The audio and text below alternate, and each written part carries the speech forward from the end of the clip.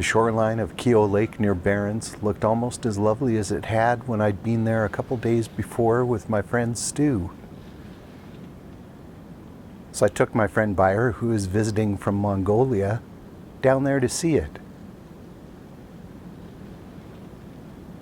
The day was nearly calm and the little bit of ice that was left tinkled in the soft swells.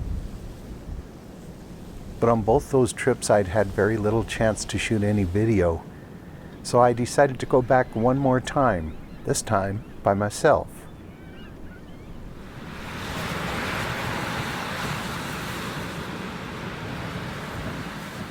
This is the kind of difference waiting one day can make in good old southern Alberta.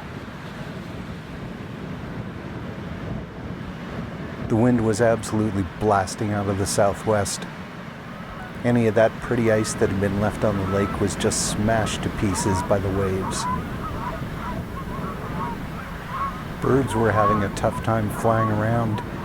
The kite surfers, though, they caught some air.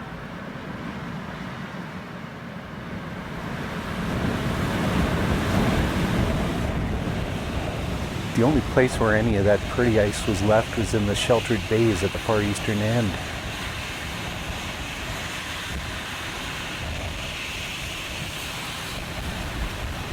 And here there was an interesting phenomenon where the wave action sorted all the shards into circles.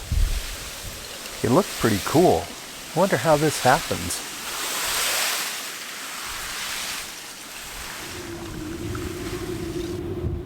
Away from the lake there were a lot of birds, and in this wind they were really reluctant to fly. I noticed that even while they were feeding they kept facing into the wind. That way if they did decide to fly, all they'd have to do is spread their wings and take off. And then, circling back to take more pictures of the ice, I found this.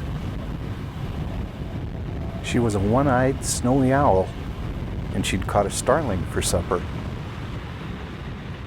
The wind was still raging as the day wound down. Birds were heading to the smaller sloughs nearby to avoid the waves. But the days at Keho Lake are more like this, like the ones I had with Stu and Bayar. Wind or no wind, I'll be back again.